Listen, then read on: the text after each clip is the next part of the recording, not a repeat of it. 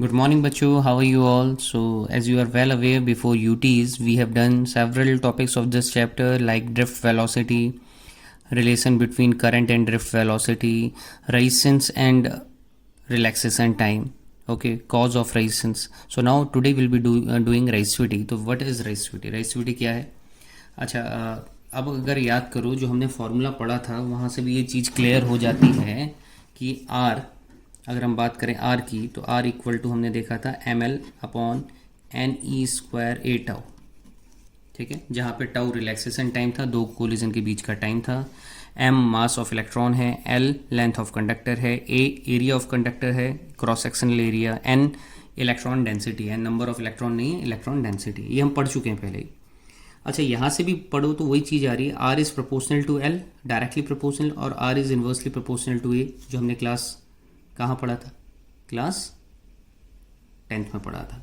तो अगर हम इसे कंबाइन करें तो हम देख सकते हैं ये वही चीज़ तो आ रही है जो हमारी 10th में आती थी। ठीक है, प्रोपोर्शनलिटी साइन हटाएंगे तो कांस्टेंट आएगा, तो क्या आएगा, rho L upon A. That means rho यहाँ पे रेजिस्टिविटी है, और इसी का दूसरा नाम और स्पेसिफिक रेजिस्टेंस, स्पेसिफिक रेजिस्टेंस एक और नाम आता है स्पेसिफिक रेजिस्टेंस। क्लियर?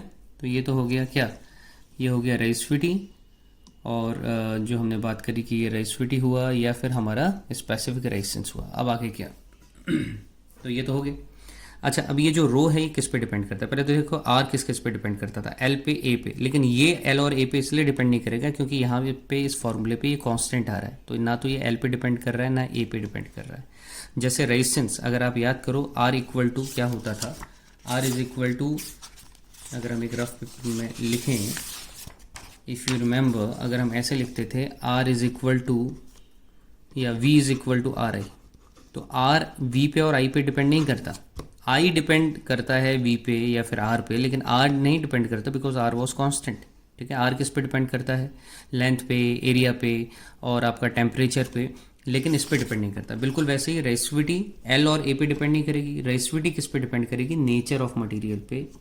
रो जो डिपेंड करती है दो चीज़ों पे डिपेंड करती है, एक किस पे, nature of material, nature of material, nature of material, और दूसरा टेम्परेचर, दूसरा टेम्परेचर। देखो लेंथ बढ़ेगी तो नंबर ऑफ कोलिजन बढ़ेंगे तो रेजिस्टेंस बढ़ेगा, रेजिस्टेंस का कॉज ही कोलिजन है। एरिया बढ़ेगा तो कोलिजन कम होंगे, अगर कोलिजन कम होंगे तो आपका जो रेजिस्टेंस है वो भी क्या होगा, कम हो जाएगा। तो एरिया बढ़ने पे रेजिस्टेंस कम, एरिया कम होने पे रेजिस्टेंस ज़्यादा, तो इन्वर्स रिलेशन है। तो हमारा ये रह गया। यहाँ से रो की यूनिट देखो, rho is equal to R into A upon L आ गया। आर तो ओम था तो रेजिस्टिविटी की यूनिट क्या आ गई यहाँ से, ओम, मीटर स्क्वायर अपॉन मीटर, यानी कि ये आ गई ओम मीटर। ठीक है, तो हमारा ये भी हो गया कि what is the SI unit of resistivity, that is ohm metre. इतना समझ में आ रहा है, इतना क्लियर है? ठीक है, आगे बढ़े। ठीक हो गया। तो अभी तक हमने देखा रेजिस्टिविटी क्या है। अब इसको स्पेसिफिक रेजिस्टेंस क्यों कहते हैं वो उसकी डेफिनेशन से हमारा क्लियर हो जाता है। Although we have done that in class 10th, लेकिन फिर भी एक बार और देख लें तो बुरा ही नहीं है। हमें पता है कि R is equal to rho L upon A है, तो रो की वैल्यू कितनी हो जाएगी, रो की वैल्यू हो जाएगी R A upon L. If L is equal to 1 and area is equal to 1, ये 1 यूनिट है, ये 1 यूनिट स्क्वायर है। यूनिट अगर हम इसके स्पेसिफाई कर दें तो अगर ये दोनों 1 हो जाएगा तो रो इज इक्वल टू क्या हो जाएगा, आर हो जाएगा। यानी कि एक स्पेसिफिक केस जहाँ पे लेंथ भी यूनिटी हो, एरिया भी यूनिटी हो, उस केस में रेजिस्टिविटी किसके इक्वल हो जाए, रेजिस्टेंस के। इसीलिए इसको क्या बोला जाता है, स्पेसिफिक रेजिस्टेंस। तो दोनों नामों से जाना जाता है, स्पेसिफिक रेजिस्टेंस और रेजिस्टिविटी। एक फॉर्मूला और, R equal to M L upon N E square A tau, और हमने ये भी देखा कि R is equal to rho L upon A. अगर मैं दोनों को कंपेयर करूं तो यहाँ से रो की वैल्यू कितनी आ जाएगी, m upon N E square tau, यही हो जाएगी। तो यहाँ से रेजिस्टिविटी की वैल्यू आ गई m upon N E square tau. ठीक हो गया। यानी कि इसका रिलेशन भी टाउ के साथ बिल्कुल वैसा ही है जैसा हमारा रेजिस्टेंस के साथ था, यानी कि इन्वर्स रिलेशन। टेम्परेचर बढ़ेगा कंडक्टर का तो आपका जो रेजिस्टिविटी होगी वो भी क्या होगी, बढ़ जाएगी, क्योंकि टेम्परेचर बढ़ने पे कोलिजन बढ़ते हैं। टाउ कम होता था तो यहाँ पे रो क्या होगा, बढ़ जाएगा। Is it clear? अच्छा, अब कुछ छोटे छोटे टॉपिक इसके साथ साथ हैं, वो भी लेते हुए चलते हैं। अब वो छोटे छोटे टॉपिक क्या हैं, ऑल्दो वो आपने पढ़े हैं पहले। करंट डेंसिटी एक बार फिर देख लेते हैं, अगर नहीं देखी है तो। Current density, now what is current density? Current density is, suppose ये आपका एक कंडक्टर है, यहाँ से करंट आई फ्लो हो रहा है, ठीक है। कितने एरिया से फ्लो हो रहा है? इस क्रॉस सेक्शनल एरिया ए से फ्लो हो रहा है, इस सिलेंडर के। तो करंट डेंसिटी होती है कितना करंट पास हुआ, कितने में से पास हुआ।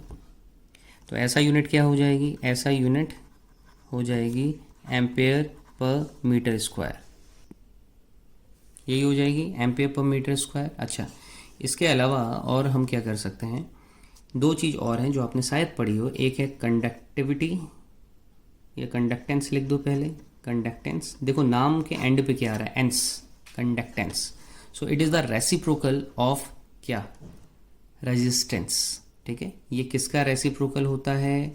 1/r। इसको ऐसे डिनोट करते हैं, तो इसको लिखते हैं G is equal to 1/r, conductance. अब इसकी यूनिट क्या होगी, 1/r, तो ये क्या हो गया, ओम इनवर्स, ठीक है। और मो, ओम का उल्टा MHO, मो, और साइमन्स, ठीक हो गया। कंडक्टिविटी, अब अगले पे आ रहे हैं, इसकी 3 यूनिट है, ध्यान से देखिएगा। ओम पर इनवर्स, ओम इनवर्स, मो, OHM को MHO भी लिख देते हैं, और साइमन्स। नाउ अगला है कंडक्टिविटी। कंडक्टिविटी, नाउ कंडक्टिविटी क्या है? कंडक्टिविटी है रेसिप्रोकल ऑफ रेजिस्टिविटी, तो sigma is equal to 1/ρ। Reciprocal of resistivity, sigma is equal to 1/ρ is known as conductivity. इसकी यूनिट क्या हो जाएगी? इसकी ओम मीटर होती है, तो ऊपर जाके क्या होगा, ओम इनवर्स मीटर इनवर्स, ठीक है, या और मो मीटर इनवर्स, और क्या हो सकती है, और साइमन्स मीटर इनवर्स। ये 3 तो हो सकती है। क्लियर? तो हमने 3 टॉपिक देखे अभी, करंट डेंसिटी, कंडक्टेंस और कंडक्टिविटी। Is it clear? आगे बढ़ें। अब बात करते हैं Coulomb's law in vector form, ठीक है। तो ये बहुत बार पूछा जाता है, 2 तरीके से पूछा जाता है, एक तो Coulomb's law in vector form, और एक रिलेशन एस्टेब्लिश करने के लिए पूछा जाता है। तो दोनों चीज़ें देख लेते हैं। कूलम्स लॉ क्या होता है? V is equal to I into R, ये होता है कूलम्स लॉ। अच्छा, V इज इक्वल टू, अगर एक कंडक्टर है जिसकी लेंथ L है, ये सब उसके लिए बात हो रही है, I की R की जगह क्या लिख सकते हैं, ρL/A, ठीक है। R की जगह क्या लिखा, ρL/A। अच्छा, हमें एक चीज़ और पता है, V इक्वल टू ED होता है, लेकिन अगर कंडक्टर है और कंडक्टर की लेंथ L है, इलेक्ट्रिक फील्ड E है, और इसके अक्रॉस पोटेंशियल डिफरेंस V है, तो V इज इक्वल टू कितना होगा, E इंटू एल, यही होगा। V is equal two into L, बस अब वैल्यू रखो, देखो क्या आ रहा है, E into L is equal to I ρL/A। L से L कैंसिल, ठीक है। I/A निकालो यहाँ से, E/ρ is equal to I/A, ठीक हो गया। अब I/A तो क्या होता है, J, ठीक है। तो ये कितना हो गया, J is equal to E/ρ। अब 1/ρ याद करो, 1/ρ अभी पढ़ा था, रेसिप्रोकल ऑफ रेजिस्टिविटी क्या होता है, सिग्मा। तो ये कितना हो गया, J is equal to sigma E।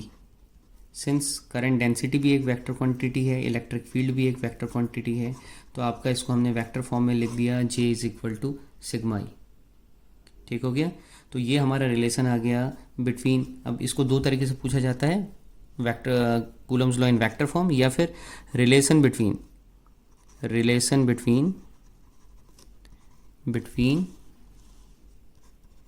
किस किस के बीच में है, करंट